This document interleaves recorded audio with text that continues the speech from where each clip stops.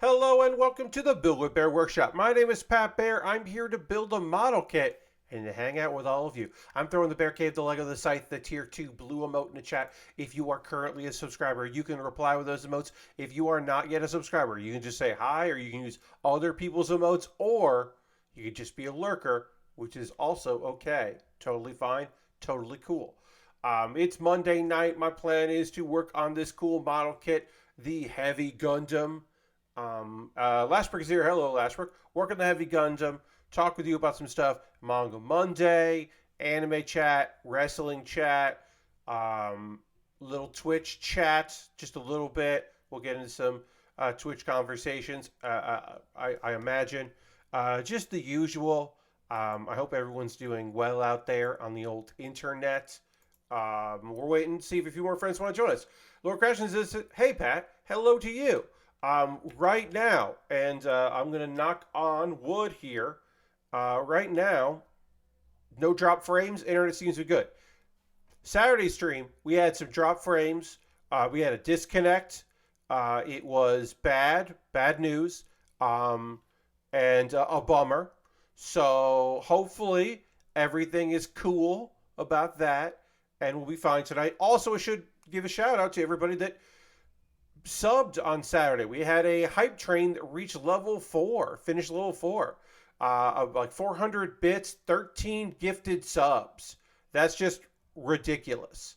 That is a remarkably high number. It's a bonkers number. Back about past 86 now. And we at one point we're down to 84. We had 86 subscribers. That's ridiculous and remarkable. So that's very cool. And yeah, I don't know what else to say about that other than it was a good time. Tonight's agenda: heavy arms, wrestle talk, probably some video game chatter, the usual. As a heads up, Mary Kish is taking the night off for streaming due to the Twitch layoff news. Yes, Lord Crashington, I imagine she would. Um, Mary did not put out a statement about the events that happened today. She merely just tweeted some thoughts about crying instead of being just solely being a positive person, which is reasonable and understandable. If you don't know, we'll start off with this. We normally raid Mary Kish because Mary Kish streams on Mondays. Mary Kish is an employee of Twitch. As of the time of this recording, I do not know anything to the contrary. I do know that there have been layoffs at Twitch. But Mary is the head of a department, and so it's totally possible that she is fine. 400 employees were laid off today.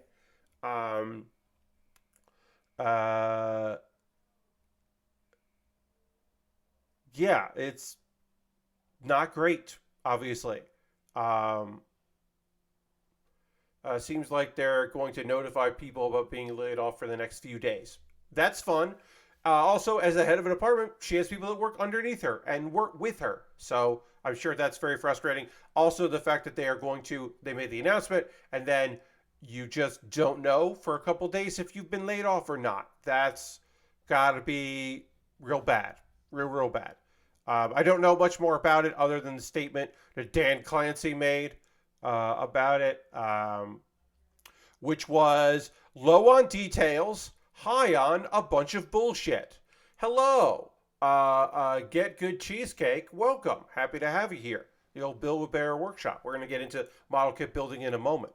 But yeah, this press release is just like, we laid off 400 people because of the macroeconomic environment and user and revenue growth not keeping with pace to our expectations. And to which I would say, are your expectations that anything like the year 2020 is going to continue to happen? Because those are poor expectations. Just going to say. The huge growth period for Twitch that coincided with a lockdown for much of the world probably had some, you know. Yeah, I mean it's certainly possible that they're just not getting the ads that they were expecting. The ad share or ad revenue is not increasing in the rate that they were expecting, or totally possible. Again, I'm speculating here a lot. They're not meeting the goals that were set for them by their parent company. Totally possible. Don't know. It's not great. That's what I do know. I do know it's not great. Overall, not good. I'm going to retweet my tweet. See if we can get a few more friends to join us tonight. This could be a chill Monday. It could get hot, hot, hot. We could have another raid right at the end of the stream, like we did 2 days ago. Saturday ended. Saturday was so fucking weird. At one point, there were like 3 or 4 people watching. Very few people were chatting. Totally understandable. Totally okay. No problem. Just calling it out that it was weird. We had like not really a lot of people watching. Nobody chatting. And then it just like kind of picked up. And then it got hot and heavy. And then we got a raid. And then we got like a hype train. And it was wild. Completely out of nowhere. A slight addendum to all of that, I should say. Before I get into that, let me just talk about this kit. We're working on the Heavy Gundam. Heavy Gundam's right here. It's hard to have it on its back because of its cool shoulder weapon there. So we did the chest, including the shoulder mounted weapon. We did the head. Now, in many, many kits, at this point, you would move on to either the arms or the feet. With this kit, we're doing the waist next. Often, the waist is the last part of the kit that you will build. You will build the feet and the legs and then finally build the waist and put the waist on the kit. But this kit is like, no, build the waist next. It makes sense. That's unbelievable and very cool. So we're working on that right now. We're going to get the waist together here. Okay, so I want to say about a little bit of addendum to this is my $5 and $10 patrons hopefully saw the video on Patreon that I put up today of a video that everyone else will see tomorrow. I got a purchase in my mailbag. Two things were purchased. A model kit and a Lego set were both purchased by a person named Chris. Did not give their, unfortunately, I should say, did not give their last name or their username, just Chris. But Chris came in on a raid from Jeff Gersman during my subathon at the end of February and was gifted a sub and decided to pay that forward. And that's unbelievably kind and lovely. So I've got 2 things coming in the mail, or that came in the mail, I should say, that will be future builds. So as soon as I'm done with the Heavy Gundam, I will work on that as a follow-up. Either the model kit or the Lego set. $10 patrons will get to decide what that is. And that was super kind of them to pick that up. So shout out to Chris. Chris Mail, I do know that. Chris gave their pronouns, which is lovely, with a name that can often be gender neutral. Very, very nice. I tend to, unless I know for sure, stick with gender neutral with people. Unless I know differently, because it's just less room for error. Get Good Cheesecake says, I love how retro the colors this mobile suit are. I love these colors. I love the kind of special stickers that these stickers that most of this kit are these stickers that are not water slides, not dry transfers. They're just slightly fancier decal stickers. So we can get all the green on there. But yes, no, this color scheme's great. Oh, sorry. Actually, just realized I had taken this off the image there because when I did my video today for the mailbag, my mailbag video, part of that was taking off that. So now it's back. Now you can see what the kit looks like as I build the kit. It's always nice to have that. Also, it is a reference photo for me, which sometimes is very helpful, especially with sticker application, because this instruction manual is not in color because it's a premium Bandai kit. Also, speaking of premium Bandai, should say I can check it off my upcoming kits list because I got myself a Rick Diaz high grade premium Bandai kit. Was delivered today. Quattro Baginas Rick Diaz. I've never had to say Quattro Baginas name out loud. I will make sure that I am saying it properly when I start building that kit. Who knows when that'll be? That is, you want to talk about cool colors. That kit looks rad. I'm going to bring up an image right now because I can. So hold on a second while I bring up this image of this very cool kit. And I looked at my not my backlog. I looked on my archives. I searched my archives for Rick Diaz. I know I have built one of these in my life. I'm 99.99% sure I've never built any Rick Diaz or Dom. I don't think I built a Dom either on stream before. I have in my own life, outside of streaming. Look at this fucking kit that I'm going to be building. Look how fucking rad this is. You have this Gundam in your SD Gundam game. And the Rick Diaz is awesome. Look at it.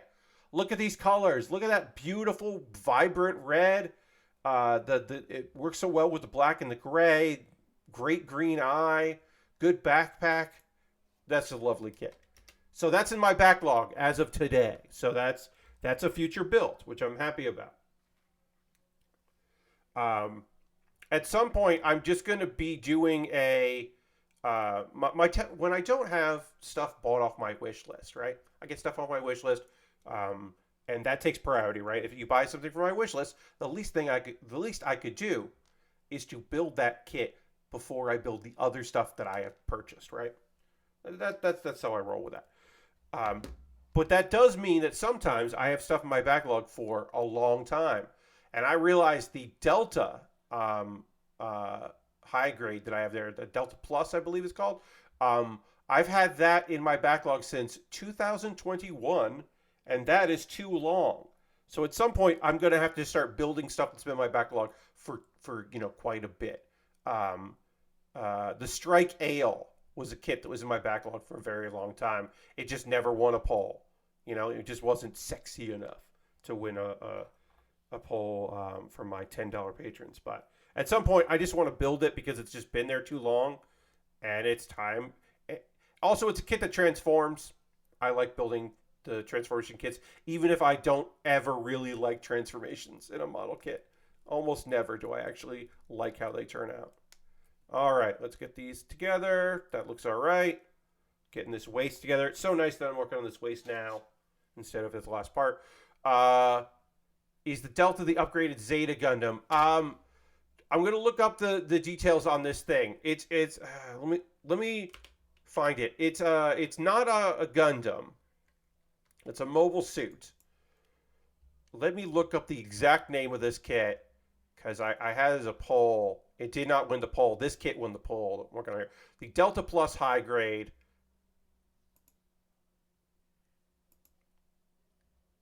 Let me see what we got here. All right, let me look up information on the Delta Plus. It's cool because it is purple. It is purple with lots of angles. I bet it's going to look, it's like purple silver, and I bet it's going to look great with a marker. Gundam. Okay, here we go. The Delta Plus is a variant of the Delta Gundam. It's a Delta Gundam variant. So it is a Gundam. I'm sorry, it is a Gundam. Wait, because it's a variant of the Gundam. It is from the OVA Mobile Suit Gundam Unicorn. So it is a Gundam. I did not realize that it is a variant of the Delta Gundam. So okay, the Delta Plus is a Gundam. I thought it was just a mobile suit. I apologize. It's based on the Gundam, a transformable mobile suit design. Okay, cool. Yeah, it looks neat. I'll tell you that. Let me actually. You know what? I have an image of it. It's been in my backlog since 2021. Here it is. Look at this thing. you can understand why I didn't think this was a Gundam. Although when you look at the head, that is a Gundam head. But yeah, look at this thing. Yeah, it's got like a nice purple silver kind of vibe to it. I bet it's gonna look real good with a black marker. Got a nice long weapon. Nice to see. Yeah, I've just never built the thing. It's just waiting for me to build it. I got that box there for probably about 2 years now. So someday I will build that kit. Let's see. What do we want to talk about tonight? I have some stuff written down. Yeah, Lord Crescent, it does have a bit of a Decepticon vibe to it. Yeah, it's got a little evil robot vibes, but it looks cool. So that is a kit I will be building at some point. What do I want to talk about tonight? Let's see. Let me scroll down to my list of things to chat about. Here we go. I tweeted about this, and I am attempting to manifest something right now. Delta Gundam was developed into the Hyaku Shiki from Zeta Gundam, so that's cool. Oh, okay, there you go. That's what it became. I'm trying to manifest something in my life, and I don't know if anyone here can help with it, but that's okay. They don't have to help with it, but I am attempting right now to manifest. Now, what am I trying to manifest? I would like to be on a podcast about wrestling. And in that podcast about wrestling, I would like to talk about either my time running League of Heels and UCBW. That was the wrestling show that I ran for the Upright Citizens Brigade Theater. The two comedic wrestling leagues that I helped produce. I would like to talk about those two things. And or I would like to spend some time on a wrestling podcast talking about my love of Tokyo Joshi Pro Wrestling. I would like to evangelize Tokyo Joshi Pro Wrestling and its wonderful wrestlers doing cool shit. So I am attempting to manifest that by speaking it out loud. And then also I did email someone I know. I kind of cold emailed somebody who follows me on Twitter, even though we have never met in person, to be like, hi. Someday I would like to guest on, hey, this was my tag. I know that you like women's wrestling. Would you like me to come on and talk about a promotion full of women and, on occasion, non-binary performers? Would that be cool? And we'll see what they say. I don't know. Also, reasonable to say, I would be talking about that promotion, and I would make it very clear that I am a gaijin talking about this promotion. So I'd be talking about it from the perspective of a fan of wrestling, a fan of Japanese wrestling from way back in the day, and of course, an American dude. White dude. I would definitely understand that I was no expert in it, just a fan, and just but from the perspective of like, hey, you like women's wrestling, you're disappointed with one of the major promotions' lack of time for women's wrestling among in their hours of TV that they have.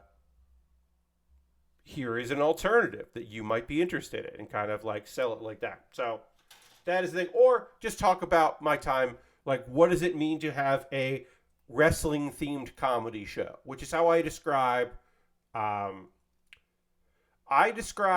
UCBW as a wrestling themed comedy show and not a comedy wrestling show. Because this is a weird thing that I've had to say to people is there's a difference between a comedy show about wrestling and a wrestling show that is funny, that is comedic. There's a difference between what I did and also League of Heels and something like Takara or Extremely Serious Wrestling. Extremely Serious Wrestling is a comedy wrestling show. It is a wrestling show that is funny full of comedians and wrestlers who are also funny. So it is like both those things, which is great. Whereas I always put on stuff that was like comedy wrestling, because I never, for a moment, wanted to ever imply that anything that I was involved in was in any way, shape, or form actual wrestling, because actual wrestling is very difficult, and it would be rude of me to ever try to make people think that we were putting on a real wrestling show. Now, our shows, both shows that I have done, had in the past involved actual wrestlers. And so, like, it's totally reasonable to be like, yeah, well, we had actual wrestlers do stuff, but they were there. And some of them even did wrestling moves, but they weren't wrestling shows. They were comedy shows or comedic panels that involved some wrestling. That's very important for me to always say. But anyway, I tried to put out some energy into the universe for that because I would like to do it. Because especially with Tokyo Joshi Pro Wrestling, I have a lot of love for that promotion, and I think that it would be very cool to have people like, I don't know, I think more people would be interested, and it's not hard to get into. It's not hard to get a subscription to Wrestle Universe, where you get DDT, Pro Wrestling Noah, Gambare, and Tokyo Joshi Pro Wrestling all together. And not every show has English commentary. Many of the shows do. Many of the big events do. If you got Chris Brooks on there, you're fucking golden, because that dude understands the product, he understands the wrestlers, and he can communicate very well with an audience that might not know exactly what's going on. And then he's partnered with, if it's Aki, then you're good, but often he's paired with someone who, the most recent Tokyo Joshi Pro Wrestling show, which we'll talk about tonight, had one of the commentators is from Gambare Wrestling, Shoda, and English is not his first language, and it was very clear to me anyway, as he would talk about growing up and watching like SmackDown, is that he clearly learned a lot of his English came from watching American wrestling, which is very funny and cool. But it was like, oh yeah. I mean, this was a dude that was just so psyched to be able to bust out a Stone Cold Steve Austin impression, which is lovely, as a fan. That's very fun. Anyway, it is approachable. Some shows don't have any English, and you just kind of have to vibe and figure it out. Or a thing that I like to do, because I watch the matches later, is no, Lord Crashton said he was learning from Taz and Michael Cole, so we're good. One of the things that works out great is if you're watching it after the fact because it aired in Japan first and you didn't stay up late, just watch it with the Twitter account for TJPW 2013, their Twitter account, and just open the tweets in order and translate them. And then you'll get like, occasionally the wrestler names get a little kind of jumbled, but you'll be like, oh, this is a tag match featuring these people. Now I know the character names. Got it. And if you watch, like, some wrestlers don't have incredibly difficult, intricate gimmicks to figure out. Some don't have any gimmicks at all. They're new. They're just a wrestler. But often they have, like, things you'd be like, okay, hey, Electronica just subscribed with Prime. That's 19 months. Thank you so much. Let's throw the Bear Cave Lego Scythe emote in chat. Thank you very much, Electronica. Yeah, let's throw the emotes in there. Thank you very much for renewing. 19 months is a whole lot of months, so I thank you very much for that. But yeah, like, you can pick up, like, okay, this girl is a brat. She's like a bratty little sister. Got it. Easy. No sweat, right? Hey, Aristofan. This girl she's like a magical girl, but also kicks really hard. This girl used to be an idol, and she sings, and she decided she's the cutest, but also she uses American swears, and she's a hard head for some reason? Okay, sure. But, like, it's stuff that you can pick up on. This girl is older and low on the card, And she, for some reason, apologizes for hurting people when she wrestles. Why does she apologize? We don't know, but she does. Like, okay, this girl clearly studied martial arts at some point in her life because she's got a fucking martial arts gimmick. Like, sure, easy enough. Like, it is stuff that you can pick up, even with the language barrier. Hyper Misao is a neighborhood superhero. She's Mugen Rider from One Punch Man, like the Train of Japan. Yes. Palm. Oh my God. Like, look, Palm is a gremlin. Palm is like, she's got weird looking gear. She's always pulling pranks. She's trying to cheat to win all the time. Like, Palm is easy to understand. She's loud for no good reason. Like, totally. Like, you can just pick up what she's putting down very easily without worrying too much. Some wrestlers don't have any characters. So then you're just like, I don't know, they look cool. They got cool moves. Their tag team name is Free Wi-Fi? Sure. Now and Noah, your tag team name is Free Wi-Fi, and that rules. That is such a funny tag team name. Great. Shoko, you think you're a kaiju, but your gear is wolf-related instead of lizard-related? And also, you have, like, touches of the Mexican flag colors because you did some time in in Mexico wrestling and really liked it there. Like, okay, sure. Like, that's a tiny deal. You don't need to know about Shoko. You just need to know that she's wild and kicks ass. Like, totally easy to pick up their different vibes. I am now going to talk to you about the show that aired very early Saturday morning, but for me, I watched it last night because I wasn't staying up late for that. I will now talk to you about Grand Princess 23. Not the 23rd one, it's the year 2023. Their titles are all princess belts, which is fun. You know, it is what it is. It sets them apart from Stardom and other Japanese wrestling promotions that predominantly are all exclusively ladies or non-binary folks.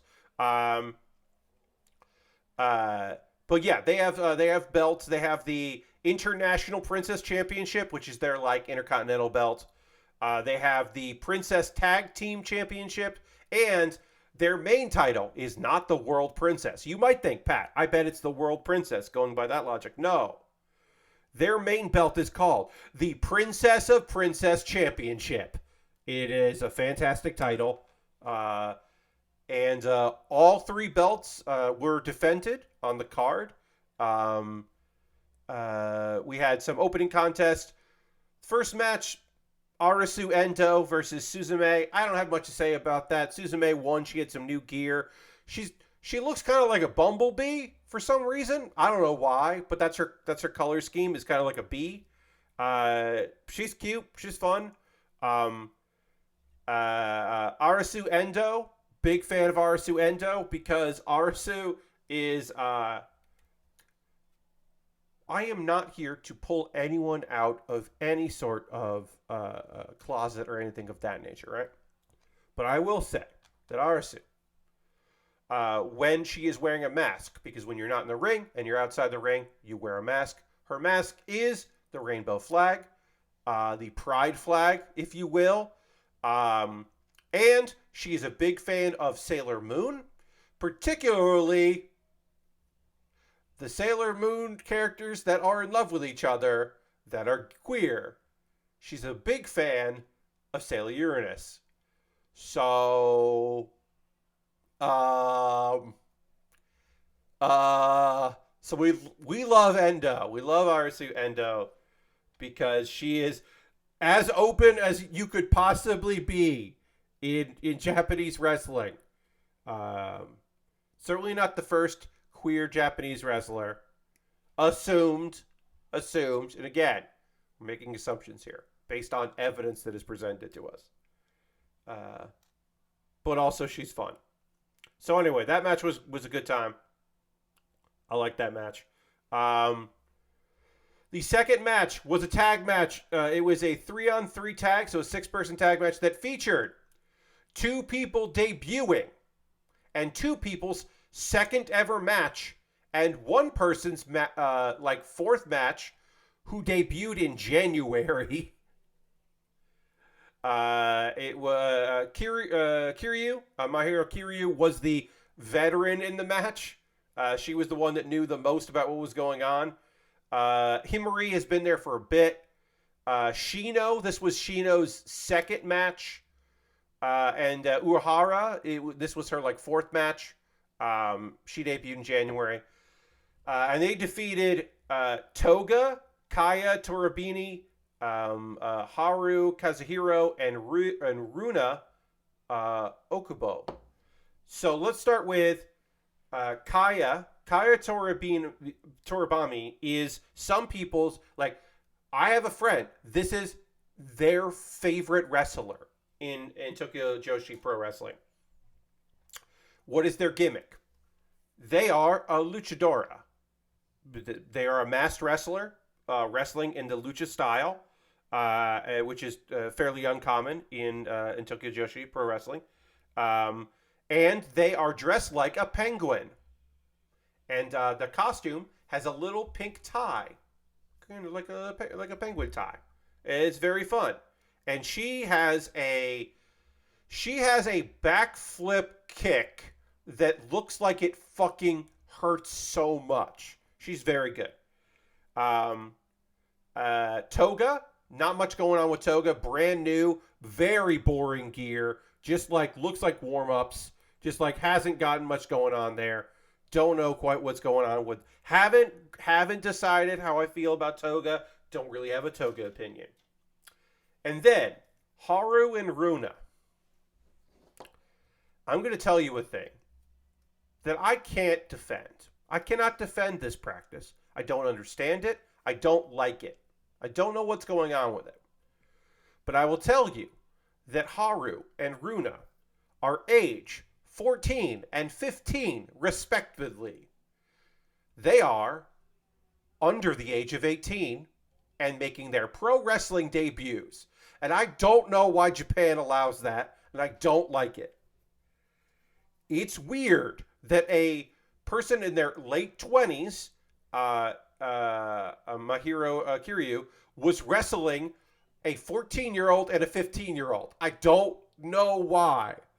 I don't understand why they keep letting that happen, but they do. So they're in there wrestling in their debut match. It's nonsense. What are we doing here? It's very weird. When I tell you that there is a girl on the card who is 18, who has been wrestling since she was 16, Billy Starks, who you may know, she's appeared in AEW Dark and Dark Elevation. She's been around for a hot second. She's still in high school. She's never been she's never had people younger than her on a card with her. As far as I can tell, this is the first time she's ever wrestled in a card where she wasn't the youngest person. And that's bonkers because she's just 18 now. Nonsense. And even then, you're like, what? Why? What's going on here? So anyway,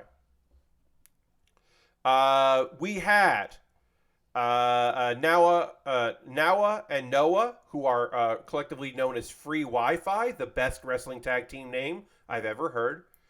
They trioed with Ram Kaichou, and they defeated Palm, Harajuku, Yuki Aino, and Raku. Palm, I talked about. Palm is a goblin. I love Palm so much. She's so fun. She is not, unfortunately, on the card for Tokyo Joshi Pro Wrestling LA. She is not making the trip to LA, which is a bummer, because American audience would have instantly understood and fell in love with her, and they would have instantly gotten her fucking ridiculous over-the-top nature. It would have been so good.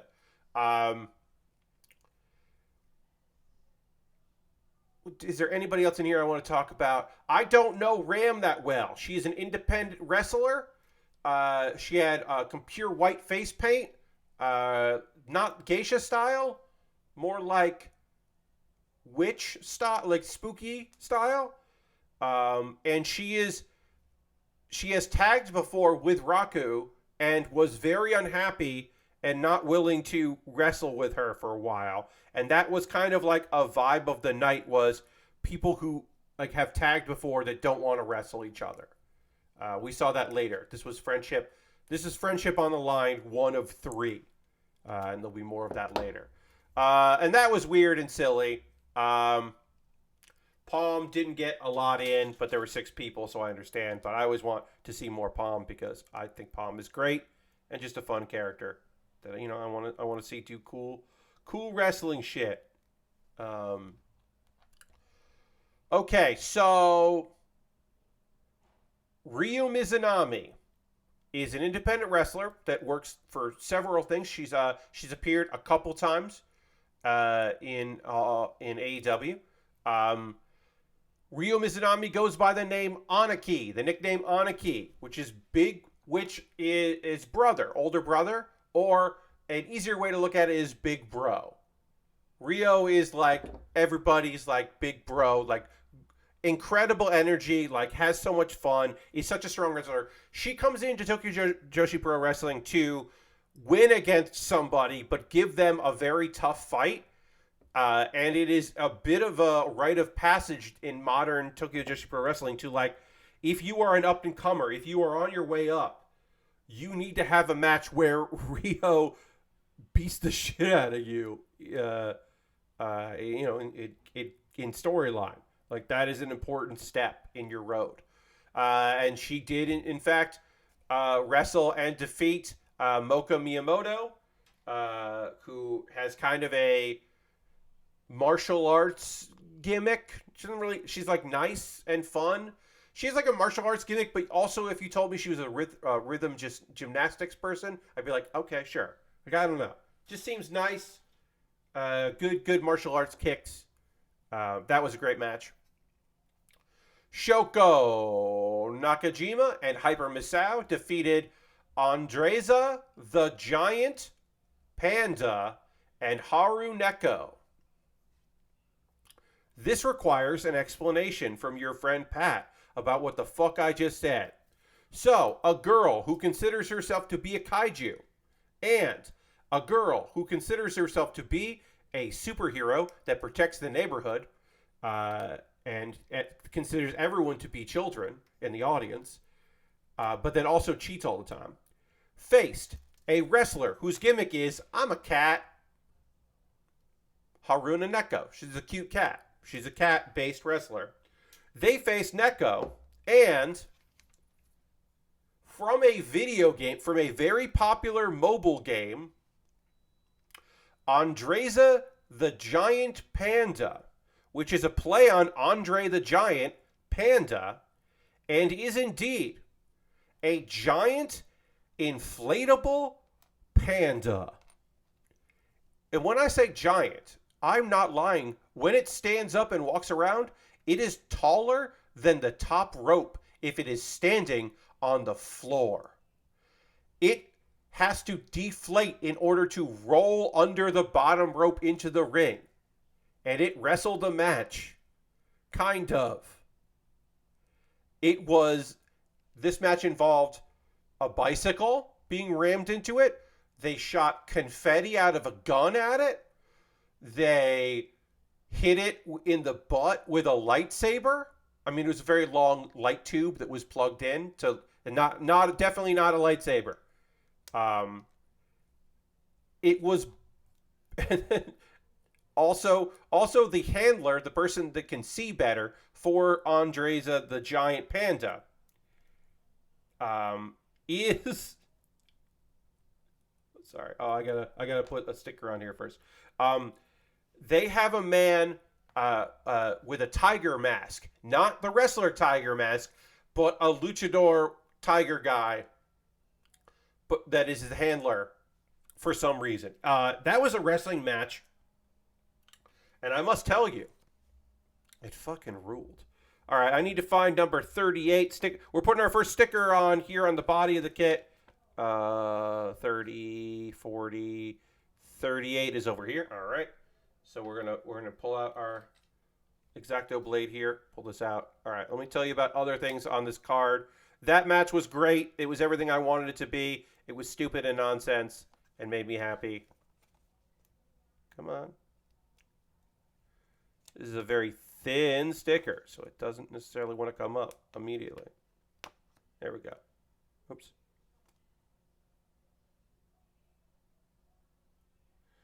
Okay, so I put it here. We're going to start at the crease and then work our way around.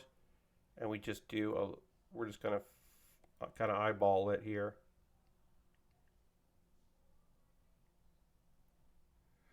And then we'll just kind of fold it down as we go around.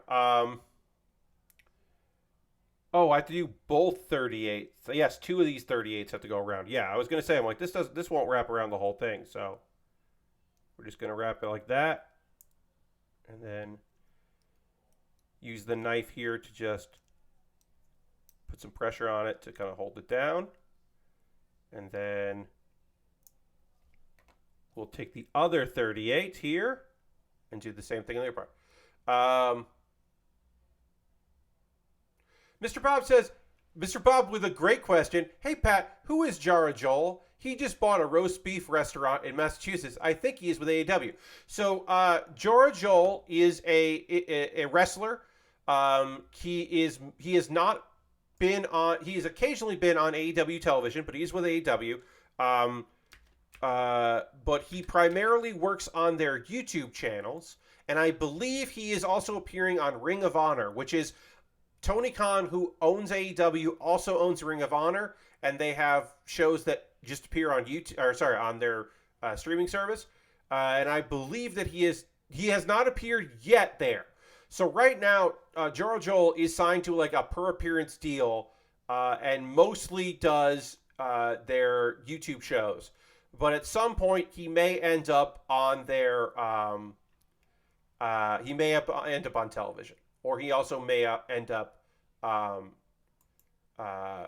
apparently, he is from Massachusetts. Apparently, but yeah, he just bought a roast beef restaurant. Hell yeah, Jara Joel, buy that roast beef restaurant. That's good. Good for him. If he does not make a big record wrestling, he has made a large step into the roast beef game. I mean, you got to diversify, right? And also, hey, maybe somebody hears that this dude, hey, you know that guy we have who we kind of put in a tag team with another guy for no good reason and we don't really have anything for him? Turns out he owns a roast beef restaurant. Is that a character that we can use? Can we do that something with that? Can we make something out of the fact that he owns a roast beef restaurant? Like, make that his gimmick? I don't know, but we can try. Thank you very much for that question, Mr. Bob. I appreciate it. Okay, yeah, so that match was great. Then we had Billy Starks, who is 18 years old, an American wrestler, tagging with Yuki Kamifuku. Yuki Kamifuku she has very long legs, and she kicks very hard. It's much larger news to you. Well, Mr. Bob, I appreciate it. That is very fun. I'm sure the next time he comes up in conversation with some wrestle friends, I will now be able to say, hey, I heard that he bought a roast beef restaurant in Massachusetts. That is a fun thing to now know. So the thing I want to talk about briefly here about Yuki Kamifuku before we talk about the rest of the match is Yuki Kamifuku is got long legs. She kicks real hard. When she tags with Haru Neko, she brings a like a riding crop to the ring. I don't know why she does that. She is a mean character. She's like a mean girl kind of character. Also, when she was younger, around her high school days, I believe, middle school to high school, she lived in Ohio because of her dad for work. So she can speak English. She is one of the best English speakers on staff as far as wrestlers go. And when she talks, she doesn't really have the thing is, though, she lived in Ohio, but doesn't have a Midwest accent or she has like a West Coast accent. She grew up in Ohio, but sounds like a Valley girl, and it's great. And is a perfect partner for Billy, who is like just a cool girl, but they were able to communicate. She doesn't wash the dishes. Yeah. No. Yeah. No. Uh, yeah. She just has like a bit of a Valley Girl accent, which is endearing, and also for people that don't know, very surprising. Like when she busts out some English, they had a thing where they had a bunch of wrestlers do because they're going to be in LA. They had a bunch of wrestlers like cut little like promos in English about the event and being like, "Hey, come to our show." And you can tell that some people are like, "I learned some phrases and I'm going to say those phrases." Um, and then you have like uh, who cut a promo like, oh, Hyper Misao just like cut one of her regular promos except it was in English and it was just like perfect, easy to understand, like totally gets it, no problem. Shoko was like started saying a few words in English and then mostly started talking in Spanish because she learned some Spanish while she was in Mexico as a wrestler. And it's very funny to me because I was like, I don't know if this is a character gimmick where your character thinks you're speaking English but you're just speaking Spanish, or if you really were just like, I'm just gonna say what I know. I found that to be very endearing. They fought against Saki-sama and May Saint Michelle. May Saint Michelle. May has been in briefly in AEW. She's just a little weird goblin in the best possible way. Another goblin, but like a goth goblin. Very good. And Saki-sama is like another independent wrestler. Very good. They're called Neo Bashiki Gun. It's a good tag team name. That was a good match, and they won. Hey, Lord Crasher says, get them hooked on I think you should leave and see how it affects their gimmick. Yes, that's good. I also want to just point out here, real brief, that Yukiari is a professional wrestler who was in storyline was thinking of quitting because she's still a idol. She is.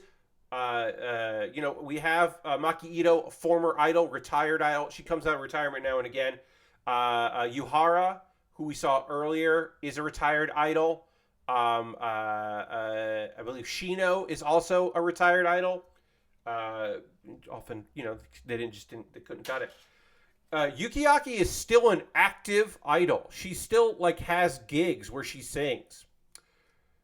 And she wrestled living fucking legend Aja Kong.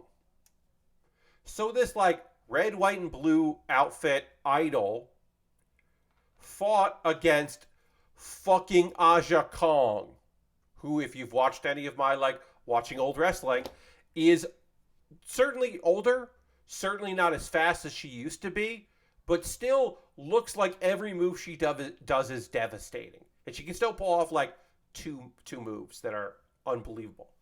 Aja Kong had to cheat to win. She had to use her small little trash can. She carries around a tiny rectangular trash can, a trash can for your office desk. She had to use that to win. So she cheated. She needed to cheat. It's Aja Kong is a fucking rules. She shows up Tokijoshi Pro Wrestling last year or some months ago. At some point, not too long ago, maybe I think it was January. Yukiaki fought in a trios or a 6-person match against Aja Kong, and she came away from it being like, I didn't actually hurt her. I want to, and that's why she wanted this match, because when they fought, she didn't hurt Aja Kong enough. She got beat up, and it was good. And then instead of saying good job after it, Rio was like, hey, give it up for her. She's doing great. That's not Aja Kong's style. Aja Kong gave her the greatest compliment that Aja Kong can give, which is, I want to wrestle you again. And that is just playing up the aura of Aja Kong. That Aja Kong's greatest compliment is not good job. It's, I enjoyed fighting you and I want to do it more. And that rules. It fucking rules. Ugh. So good. We finished the arm. Now we're working on the other arm. Got a whole arm done. Oh, it was cool. I'm going to try to get through the rest of this a little quicker. International Princess Championship, a.k.a. my favorite match on the card as far as actual good fucking wrestling. Like, just top to bottom good wrestling. Rika Tatsumi, who has been a tag champion before and has been the Princess of Princess Champions, was trying to win the International Princess Championship against current champion Miyu Watanabe. Miyu Watanabe is, she does a giant swing. She is a vision, just a short stacked powerhouse. Just like strong but lovely and nice and tough. And was a little unsure about facing Rika because they're friends. This was friendship, friends against friends, and tag partners against tag partners, part 2 of 3 of the night. And so it was just like she was a little like, you know, she was a little worried about wrestling her friend there. She did, but she was a little against it. Rika won. Rika is now the first ever Tokyo Joshi Pro Grand Slam champion. She has won all 3 major titles. The International Princess champion, and she has previously won the tag and the Princess Championship. So that rules. Congratulations to her. This was a fucking fantastic match. Rika has got a haircut, so she's more serious. And now in promotional photos, because she's going to be defending her belt in LA, her promotional photos, she just looks fucking badass and cool. She's just got like cool Tokyo vibes, I guess, is the way I would describe it. I don't know, just rules. We had the Tag Team Championship, an upset. Wasteland War Party, the Princess Tag Team Champions, who are Max the Impaler and Heidi Howitzer. They are a United States tag team. They fucking kick ass. They are just monsters that wreck shop and are rad as fuck. Max is our non-binary nightmare.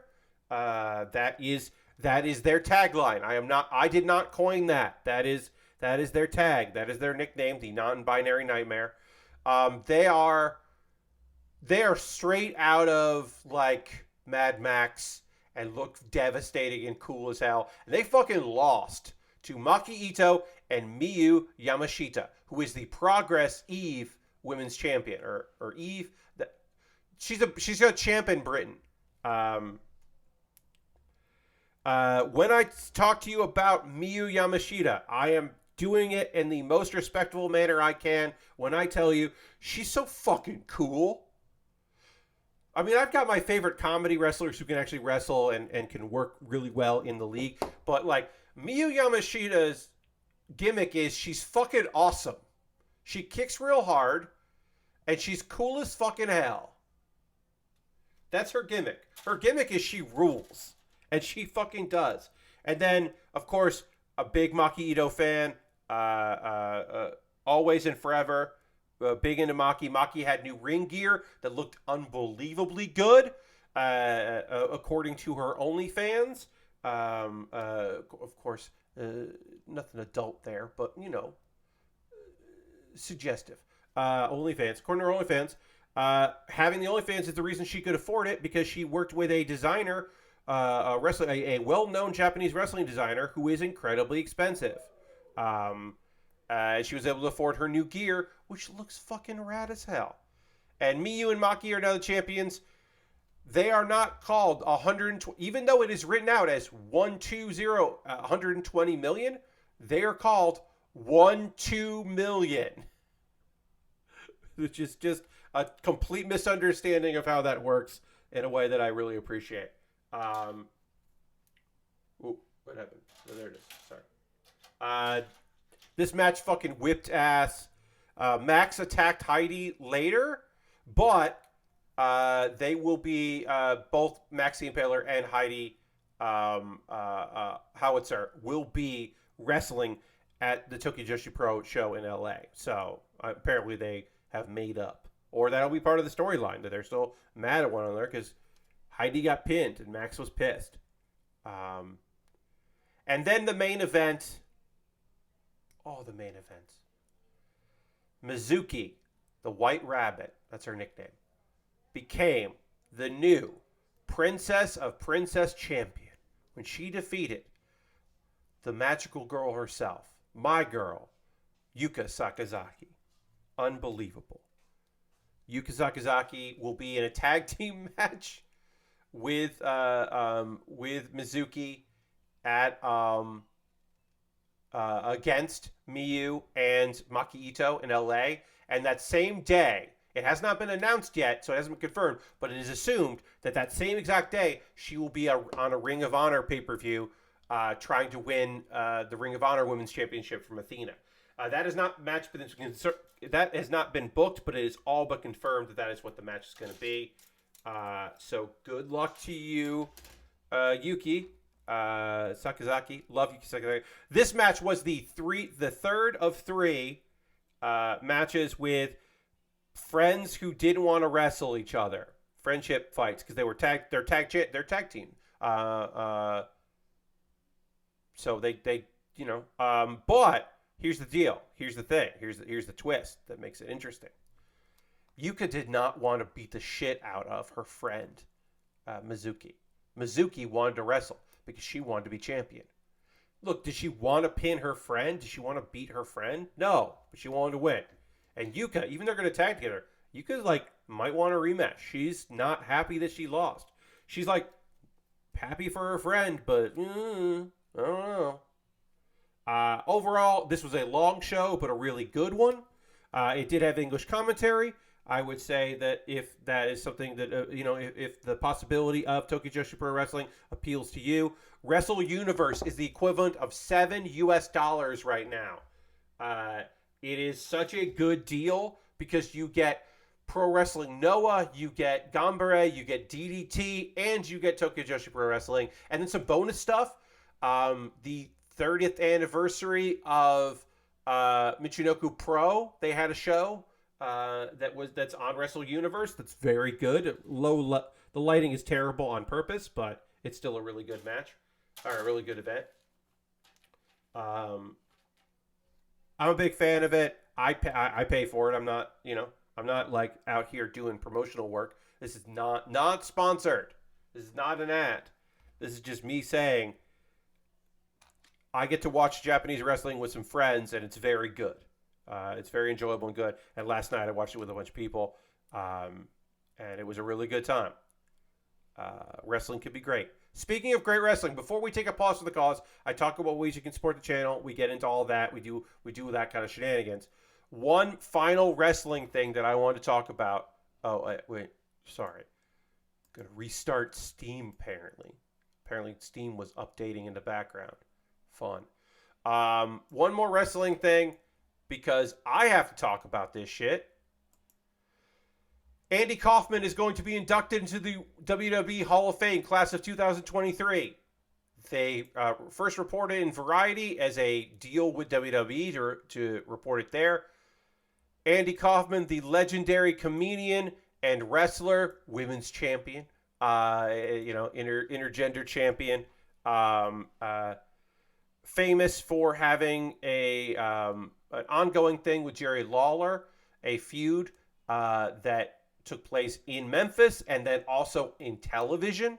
Andy Kaufman, the master of people not quite understanding that he was doing a bit, the guy that understood kayfabe better than many wrestlers have ever. I'll just switch to this because we're going to take the pause for the cause in a minute, but I just want to say Andy Kaufman is going to the Hall of Fame, and as of right now, it has never been said in the WWE release, in the Variety release. It does not say the Celebrity Hall of Fame. So he's not going in there with Snoop Dogg and Drew Carey. Supposedly, he's going into the regular Hall of Fame as a wrestler.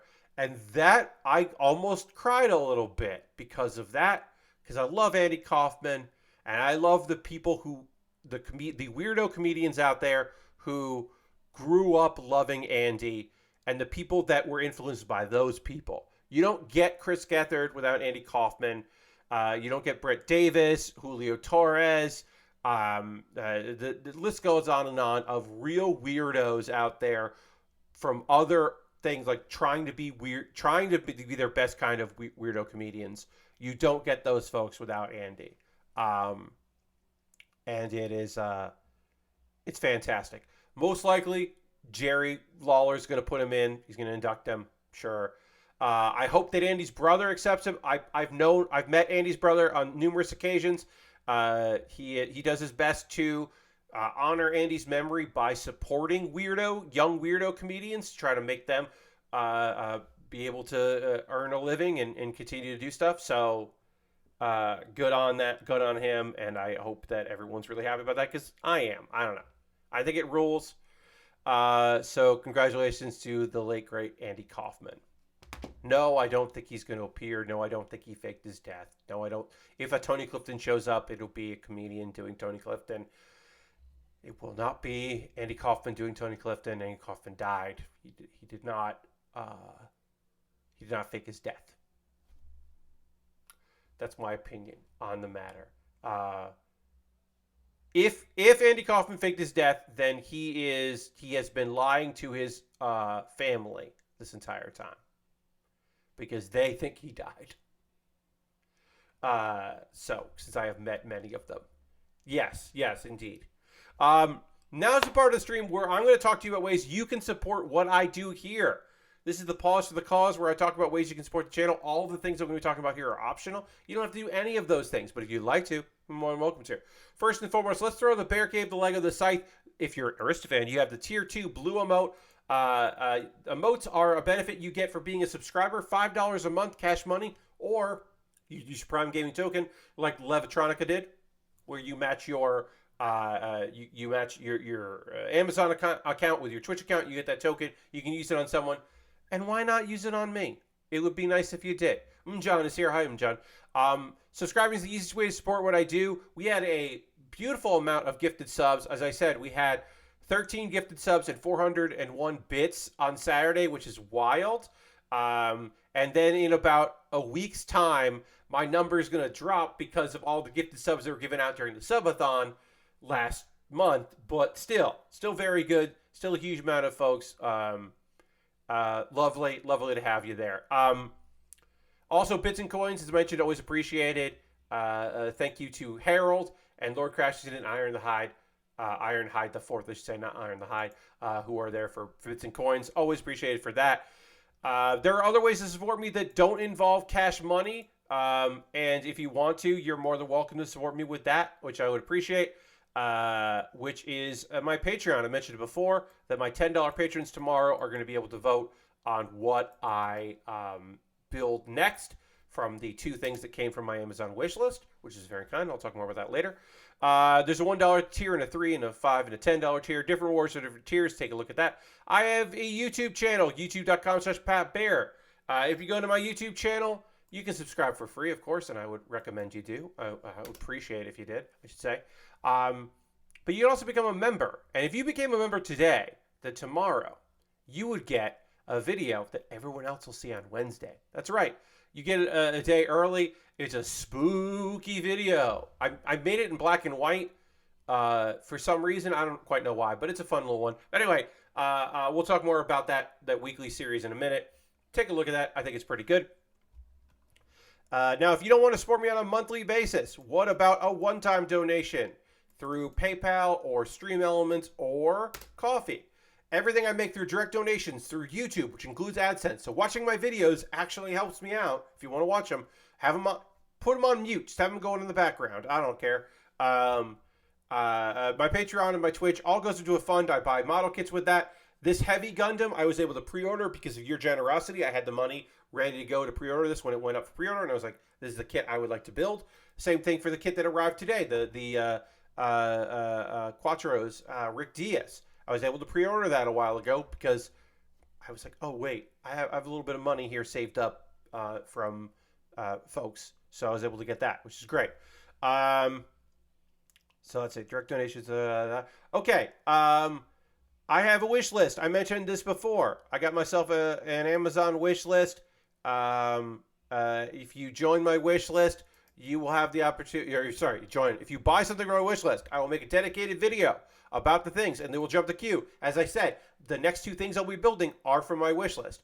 What's on my wish list? Lego sets, model kits, inexpensive kits, expensive kits, a wide variety of things, a bunch of kits from Witch from Mercury, one of which was purchased, was previously on my wish list, but was purchased by somebody. Thank you, Chris. A bunch of different stuff, inexpensive kits, expensive kits, kits with free shipping, kits without free shipping, kits that prices keep, jumping around, weirdly enough, keep jumping or fluctuating in price. And I try to keep everything in order, but sometimes they jump around in price and I don't notice. But a bunch of different stuff that I would love to build that you could pick up. And some gear at the bottom of the list. It's always nice to have some gear. Just some stuff that would be cool to have and would make my streams better that you could pick up if you wanted to. My alternative to that is I have a Throne wish list. You could buy something on Throne. All the same things apply. Jumps the queue. I make a dedicated video for my YouTube channel about the thing that you purchased. And then you could always just go to USA Gundam Store and buy a gift card there. They send you a gift card code in your email, and then you send me the gift card code through a DM on Twitter or a whisper here on Twitch. This is the part where I check to see. No, I don't have any waiting. I didn't get a notification about any messages, because sometimes I get them during the stream. So I just check that there. None of that. If you want to support me for free, I have a Discord. Lovely people in that Discord. Jump in that Discord. It's great. You'll like it. Let's see. What else I got? A couple of videos for you to check out. Pat Baer's Anime Club. I will have a new episode next week that I'm recording tomorrow. Tomorrow's bonus stream, the Tuesday stream, is Pat Baer's Anime Club Live, where I'm recording an episode about the winter season, which is wrapping up. There's still some episodes left. I'm doing a little earlier than normal because this winter season rolls right into the spring season. And then the spring season's coming up, and I'll be previewing that and talking about the shows that I've been watching there. If you missed the previous episode of Pat Baer's Anime Club, I talked about the 2023 Anime Awards, what I agreed with, what I didn't agree with, and of course, taking a look at the lovely best voices or voice acting in a bunch of countries or languages, I'd say, so we know what people are watching in Arabic. In Arabic, big fans of Hunter x Hunter. Apparently, the Arabic language, Hunter x Hunter, doing real well. And then Baerly Rehearsed is an ongoing video series where I write a comedy piece and perform it, and I memorize it, or at the very least, I rehearse it. It might be barely rehearsed, but it will be rehearsed. This one that I'm doing tomorrow is an update of an older piece, a new one that'll be up tomorrow for patrons and YouTube members. Wednesday for everybody else is a good one. But this most recent one, which I don't remember. Oh, that's right. This Baerly Rehearsed is based on a true story about a meeting I had with a guy and where I found out what the job was and it sucked. And then I wrote from my recollection what most of that interview was about. And I created it as a comedy piece, mostly to be for a sense of catharsis. I think it turned out pretty good. And then here's a little video that I put up. Maybe you're stuck. Maybe you bought WWE 2K23, which we'll be taking a look at a week from tomorrow because I want to give more time for people to upload fun creator wrestlers. So I created a video called CPU versus CPU in WWE 2K23. It is how to do it because they don't flat out tell you. It's not hard, but it's not intuitive. So I made a video about that. And at last look, that had like 44 views or something, and it's been up for a couple days. I'm going to double check it there. What's my view count on this video? Right now, it has 47 views in 2 days and 2 thumbs up, which is nice. And it is 1 minute and 37 seconds. So it's awesome that people are at least getting it, right? The SEO is working for that, so good on them. Hopefully people like it. All right, now's the part of the stream where I am going to drink some water because I am desperately needed about that. Then I'm going to talk to you. I'm going to talk to you about a manga I've been reading, and then I'll talk to you about an anime that I have, or 3 anime shows that I have been watching. The depth, cool and confusing, and then 2 that are fucking devastating. one of which is cool and the other is not cool. And it's devastating. Like, oh boy, just hit you right in the heart. But first, I need to drink some water. So I'm going to do that, and we'll dramatically transition the overhead and then work on the right arm right now.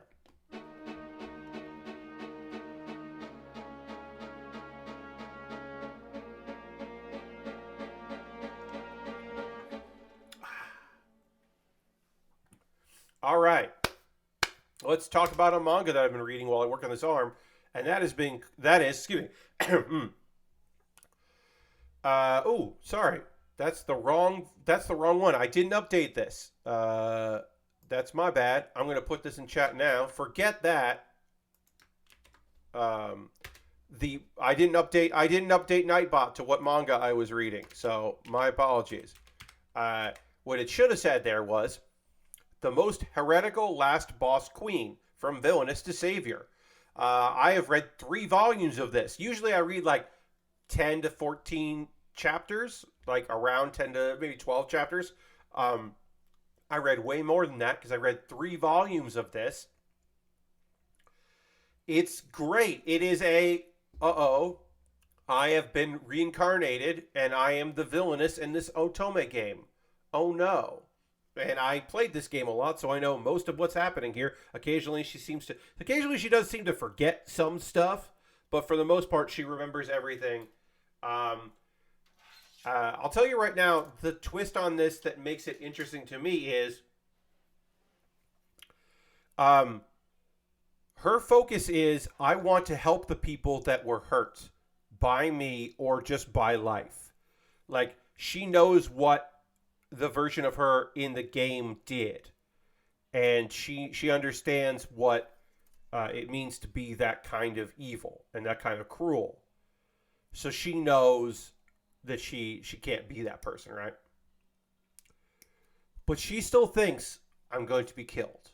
I'm going to... even if I don't become queen, the events of this game will play out and I will be doomed. So she is defeatist and has decided in her head, there's no getting out of that. I'm doomed. I can't escape my destiny. Sorry. Nose is being all kinds of weird. So she doesn't think she can escape her destiny. So she's kind and great and uses her knowledge of the video game to her advantage to try to kind of fix some stuff and help people out. She's surrounded by good people. Her little sister, who she tormented, who eventually would kill her, she instead is kind to her. The guy that was adopted into the family to be like her support, who she tormented and eventually wanted, he eventually did kill her. In this instance, he's in love with her. Just like completely, totally smitten and in love with her. The guy who would lead a revolution in the future now is a holy knight because his father didn't die. And so now he's part of her entourage and like around and doing his best to make sure that she is okay. And all this stuff happens. Another thing that is interesting about this that kind of sets it apart from other things is, like, you know how characters go through like tremendous change when they are suddenly wake up and have their memories and realize they're in a fucking video game? And most of the time people like don't understand why someone who's a little asshole, a little shit, is suddenly like nice, and they're like, I don't understand what's happening. Why is this person suddenly like kind to me? What the fuck is going on? Well, in this instance, the reason is that it's explained anyway, is Visions, because she was the overpowered main boss. She was the final boss of a video game. So she's full of cheats, and she has she supposedly can see into the future, which is incredible. And that is a thing that people believe. They believe she has the ability to see in the future, which is very handy when you are a character who knows the outcome of storyline stuff and things that are supposed to happen in a video game because you remember elements of the video game. It is incredibly convenient if you have the ability to just see what's going on, uh, because of your powers, you can just say, "Oh, I had a vision. I know this happens. You didn't have a vision. You don't have a vision at all." But like, people will believe you. It's very smart. Overall, I think this is a fun story. I've been very engaged. I've enjoyed what I've read of it. Um, uh, but yeah, she thinks that she's gonna die, and she very much thinks that like this is eventually they're gonna turn on me. So she's trying to treat people well. She's trying to make sure the people that were hurt by her, the other version of her, do okay. And I think that's really interesting. I think it is a very interesting story. She's occasionally a little clueless about how people like clearly love her and have come to appreciate her. She's a little clueless about that, which I guess you need to be for the story to make any sort of sense. But I don't particularly love that part of it. If there's any part I don't love, it's just that part. Like, she's really knowledgeable about what's going on and really understanding about what's going on, except for the part where she's like very confused that people are into her and respect her because she is nice and giving and caring. So, you know what? Like I said, pretty dang good. It's not my favorite series that I've ever read, certainly, but I'm liking it. I think it's pretty fun, and I would recommend it. If you like those like reborn as a villainess and trying to make things right kind of stories, I think this is a good one of those. Now to talk about some anime. Endo and Kobayashi Live. This show I normally talk about on Saturdays, but I did not have a chance to watch the episode on Saturday, so now I've had a chance to watch it. A bunch of fucking shit happened. This episode, they did the very smart thing. There was supposed to be an action scene, and they just didn't do the action scene. Like, the problem was solved with conversation, which is very smart for the show. There's so much to say about this thing. The big talking points are this video game world. The reason why it's connected to the real world is because one of the gods that made that world was banished to our world and recreated that world as a bridge to that world by making an otome game. He made an otome game and made it, and the main character of it, the heroine, in this case, who is what's her fucking name? Fine, as a reincarnation of his first or his second love. And his plan, we learned at the end of the episode, because this is fucking wild, so I have to say it now. His fucking plan is, okay, I love this woman. She does not love me. She died, but is occasionally reborn. Now that I'm trapped in the real world and I can't see her, I am going to make a video game version of her, which is also the real her somehow. And then I'm going to have her take over the body of a human in this world. Now, you would think, since we really only know one woman in this world, that it would be Kobayashi. But it's not Kobayashi. It's Kobayashi's older sister. So Endo and Kobayashi in this upcoming episode, which will be the last episode of the series, or the season at least, they're going to have to prevent a former god who is also the game developer that made the video game. They're going to have to prevent him from pulling the heroine of the video game out of the video game and putting her in the body of one of the main character's older sisters.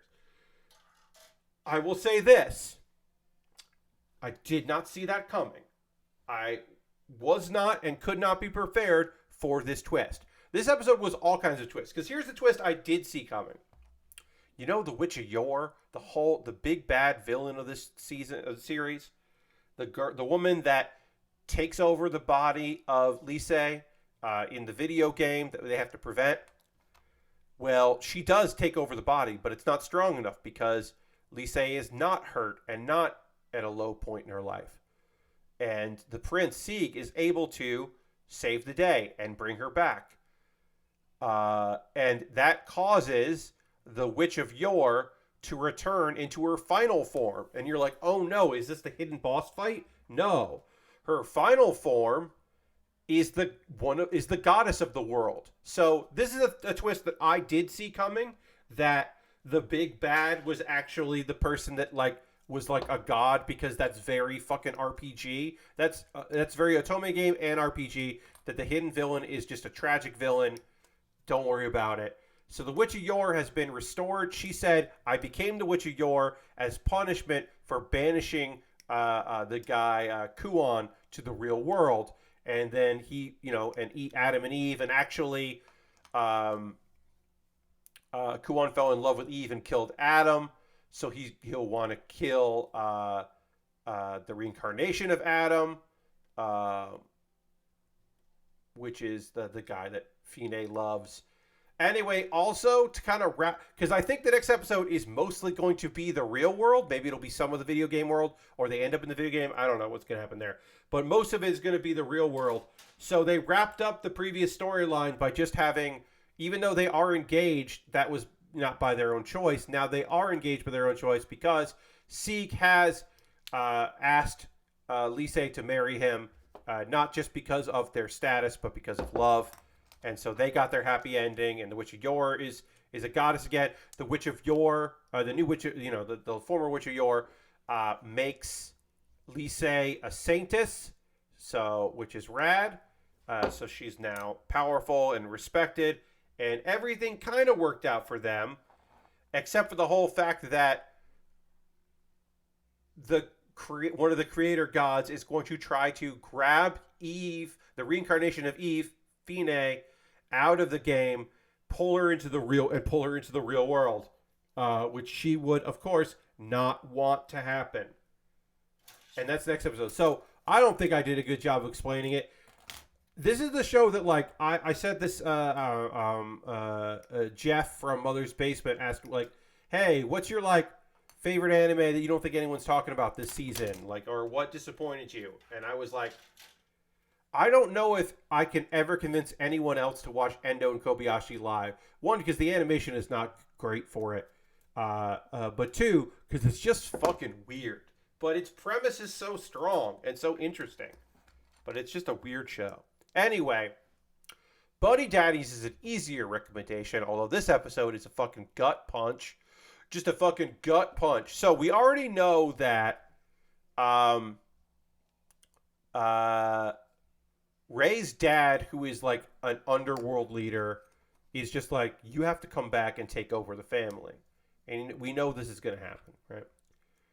He doesn't want that. He and Kazuki want to raise Miri and be, assassins, but still raise this girl together. That is the thing that they've kind of been doing, and that's the thing they want to keep doing. All right, now we can move on to the legs here. But the problem is, Miri's mother shows back up. Miri's mother originally was like, hey, I said I can't have a daughter.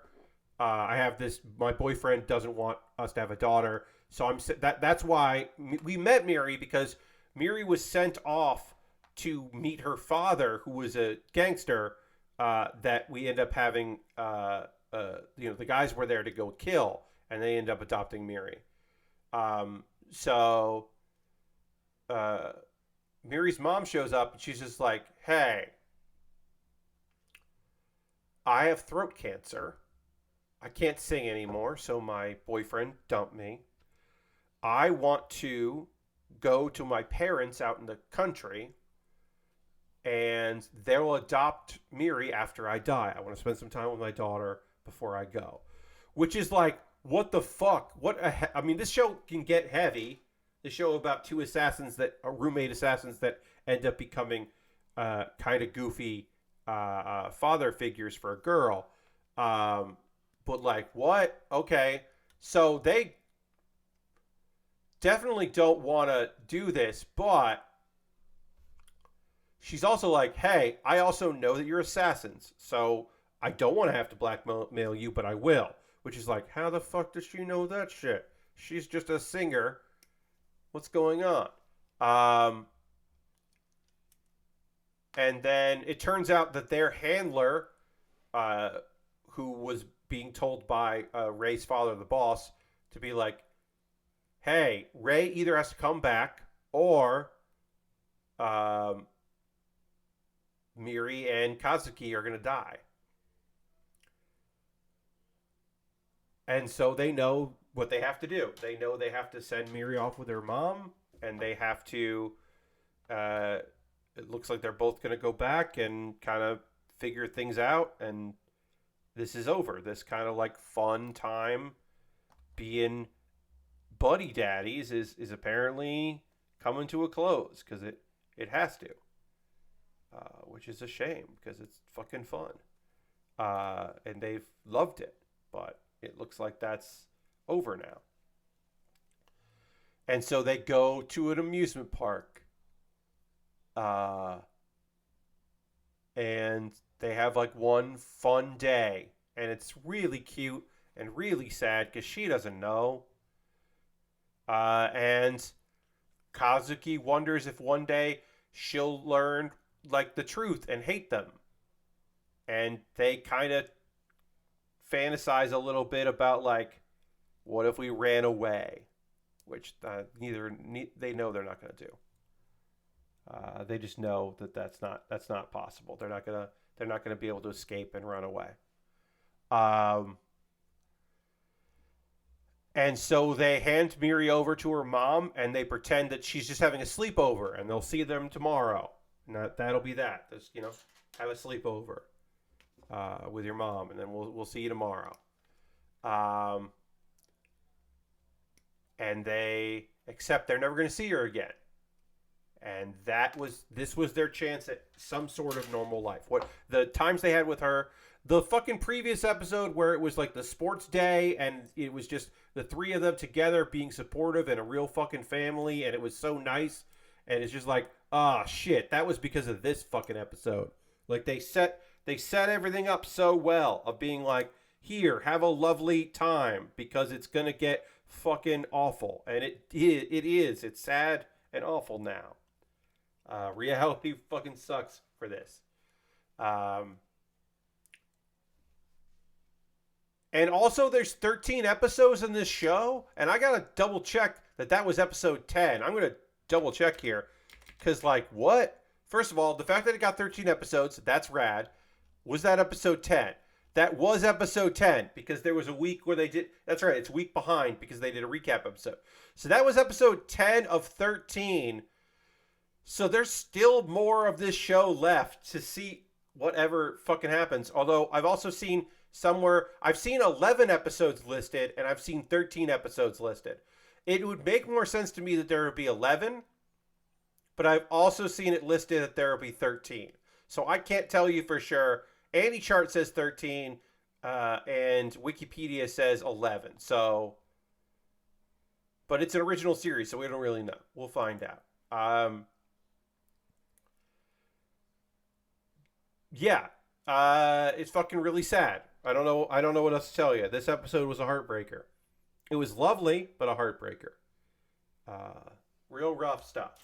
One would hope a happy ending is on the agenda because this doesn't necessarily feel like a show that like is going to end super badly and rough, but like I don't know what to tell you. And then our last episode thing we'll talk about here. This is episode 11 of 12. I know there are 12 episodes in this one. This makes sense that there's only one episode.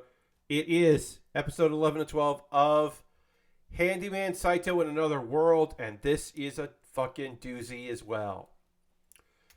Where we last left off, they were fighting a demon wolf and a wolf. They were trying to get back the final pieces they needed of Morlock, who had died but was resurrected, but would have stayed undead if he hadn't had all his parts back because his fucking dick got taken. That's right. That's part of a storyline. Is that this warlock dick got fucking bitten, and so he had to make sure to get that back so he could be fully resurrected. yeah, he got it back because he's back to normal. Anyway, they defeated the demon dog, but then a demon king, the equivalent of a demon king, showed up again and is just like, I am here to finally kill you fuckers. I am tired of this shit, and also you're not strong enough to defeat me. But then we get to see Morlock with his magic combining with the demon wolf's essence. Temporarily, he gets his youth back. He is back at it. He is the strongest version we've ever seen him. He actually looks young for a while there, and it fucking rules. But the Demon Lord is still too strong, and it's not. It's a fucking great looking fight. Uh, it looks like it's all over. I mean, great back and forth. No CG stuff. This is all digital animation that looks fucking rad. It is dope as hell. This is a great looking fight between the two of them. And then when it looks like Morlock, who all he cares about is his found family, he just decided that he gives Saitou permission to marry the girl that he raised, who considered himself to be like his granddaughter. And like that's finally like cool, and we're gonna get some progress with that relationship. But then the wolf pup intervenes because the demon wolf had been raising this wolf pup, and helps save the day. Everything is good, but Morlock cares about family, and this wolf pup was being raised by the demon wolf and needs help. So Morlock is like, well, what I can do is I can use this spell at the cost of, hey, just another spicy, the Demon King came. No, it's not the Demon King came, just another spicy. Hello, just another spicy. I'm talking about the anime Handyman Saitou in Another World, which is a like somewhat realistic look at what if a guy that was like the best employee at a Lowe's, like an overachiever that people like took advantage of how good he was. What if he became like kind of the thief of a party in a magical realm? And there are a lot of characters and a lot of stories that are interwoven, and it is mostly a character study, except when it becomes a full-on action anime like it is here, because Morlock, our wizard, the one who accidentally summoned Saitou, who fucking died in a previous episode and then came back to life, willingly gives up his life essence and dies so that the demon wolf can come back to continue to raise the wolf pup. And then the demon wolf is like, hey, I'll help you out one day. And Raelza, who is who considered Morlock to be her grandfather, is like, just don't come around here, and that'll be it. And I guess after the comical death he had a couple episodes and a whole episode dedicated to reviving him fully, Morlock might be actually dead this time. I think this anime will do it. I don't think there is I don't think this anime is going to do because I haven't read this far in the manga, so I don't know. I don't think this anime is going to do a second fake out about Morlock. I think this is the end of Morlock, the wizard, the man that summoned Saitou. But we may get some love stuff next episode. Yes, just another spicy. Demon wolves are certainly common in anime. This demon wolf was not like a major character. It was like a minor villain, but important enough to have a say in the plot. Anyway, Handyman Saitou is still beautifully animated. It is a treasure. It is, if this season is so good for isekai. First of all, there's some crap isekai, because there's always fucking crap isekai. There's a bunch of crap isekai, but there's a ton of isekai this season. But there's also some really good shit, and Handyman Saitou is one of the good isekais out this season. I just think that it is lovingly rendered and a joyful experience, even when it is fucking just depressingly sad as hell, like this episode, where it is just rough. It is a rough watch, but still really good. So that's Handyman Saitou in Another World. my second favorite isekai this season, I think, because I have to say that um, can yeah, Magical Revolution of the Reincarnated Princess and the Genius Young Lady is probably the best isekai this season. Campfire Cooking in Another World is another easy watch, totally like fun one, and Farming Life in Another World, another really easy to watch isekai, like totally enjoyable, easy to enjoy. There's a bunch this season. Of course, the third season of Welcome to Demon School Irma-kun was so fucking good. That's hard to beat, but you know, that's not for everybody because it is a comedy and it's the third season. And they're double length. They're like 21, 24 episode seasons. So it's a lot of investment in a ongoing comedy series, but I do fucking think it's good. So, you know, that's where I'm at. What I want to hear from you is, where are you at? What are you watching right now? What are you playing right now? We got some time left in the stream to chat about that. If there's any anime or TV shows or Netflix stuff, a documentary. Did you go to the movies this past weekend? Were you one of the few people to see Shazam 2? Because that seems to not do well. Let me know if you're playing any video games. If you got into the Diablo, did you buy chicken to play Diablo 4 beta? I didn't, because I didn't want to get KFC just to play the beta. I played a lot of WWE 2K23, and by playing I mean downloading custom characters and plotting out the stream in 2 weeks, or a week from tomorrow, where I will have a full card. I have found many fun download characters. There's like at least, I think I have at least 2 that are not anime or video games or actual wrestlers. They're just fun. I didn't look today. But I'm checking every couple days. I'm looking at the most downloaded. I can look for like their search terms are called hashtags, which is a weird thing. But I can look up hashtags to find wrestlers or characters to be like, okay, let me see. Did anyone upload anyone from Tokyo Joshi Pro Wrestling? Did anyone upload anything with the anime hashtag, or the video games hashtag, or the Nintendo hashtag? And I just look up some names and try to find some people and see, or TV, cartoon. I look up a bunch of those and try to find like good examples of fun things. Apparently I just completely missed out on like 2 steps here. I like put the leg on. I didn't put on more of the front armor here. I just like missed a step. It's very easy to notice that when you're like, hey, there's nothing for this to clip onto, because I didn't put the part on. So let me put the part on. Let's see. Mjon is still making way through Octopath Traveler 2, EDF 5, and watching 0083 Stardust Memories. Nice. Enjoy all of that. That's very cool. I did buy chicken, says Lashbrook, because I would rather do that than give Blizzard money. You know, I can understand that. Between giving Blizzard money and giving KFC money, I can understand that. I can understand where you're coming from on that one. That choice. I just didn't want to do that. Nope, no Shazam 2 says just another spicy. I did buy KFC to get Diablo 4 beta code and very much enjoyed playing it. Hell yeah. I enjoyed watching Jeff Gersman play it.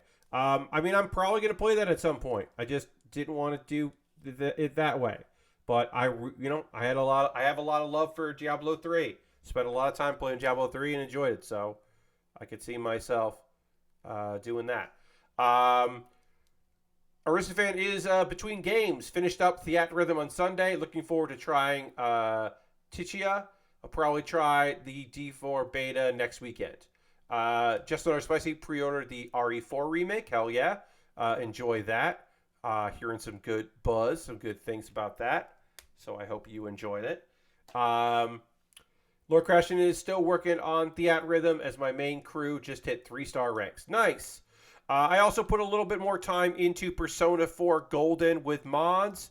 Actually, that reminds me, I have not looked at mods in a little bit. I'm going to do that live on stream. I won't show it to you. but I'm going to click the Game Banana. No new mods since the last time I looked. The controller UI overhaul is the last new mod added to Persona 4 Golden 64-bit. It makes sense. There are still a few bounties out there for people to, because it requires some knowledge to take old mods from the 32-bit version and make them work on the 64-bit version. So there are still apparently some bounties out there. There's still some people out there trying to get those new ones made. Don't know if that's going to happen. But, you know, out there hoping. It looks like on our next stream, we might finish this kit. Because we're going to start the other leg. And then all we have left after the other leg is the flame launcher, which is the kit that goes on the arm.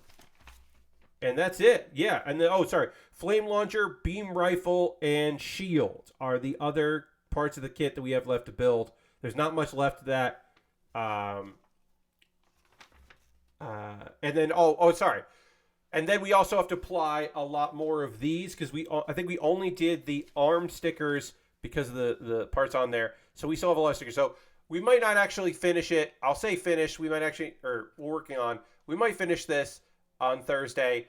But because of all the stickers we have to apply, we might actually finish the sticker work on Saturday. So I'll say that. I don't know if we'll finish it there. Wait, you can get KFC and Diablo 4 beta keyed? Indeed, that is true. That is how you do it. I guess I'm doing Rocky Rewatch, ended up finishing up 3, and then did both the regular director's cuts of 4. Nice, Flashbrook. That's a lot of Rocky 4. If you order through the app or the KFC website, you get a code. Yes. The open beta is next week. This was the KFC beta. And then I believe that it'll be harder to get in next weekend because it was an open beta, but I believe next week is the open beta. So you don't have to buy KFC to get into playing Diablo 4 early in the future. So we'll do a little bit more of this leg, but we're definitely finishing up this kit here. We're finishing up the stream soon, so we don't have a lot left to build tonight. But we don't have a ton to build on, like finishing the leg, a weapon, 2 weapons and a shield. Not too much to do, and then stickers. So I might just go long on Thursday and finish this up. Because I also don't think I need to put on every sticker. Because I might put on most of the green or the orange stickers to say, but I don't have to do all of them. Because some of them are going to be a pain in the fucking ass. So I might not do all the stickers. Hey, look, here's the thing. Yes, that is Kennedy's Fried Chicken, indeed.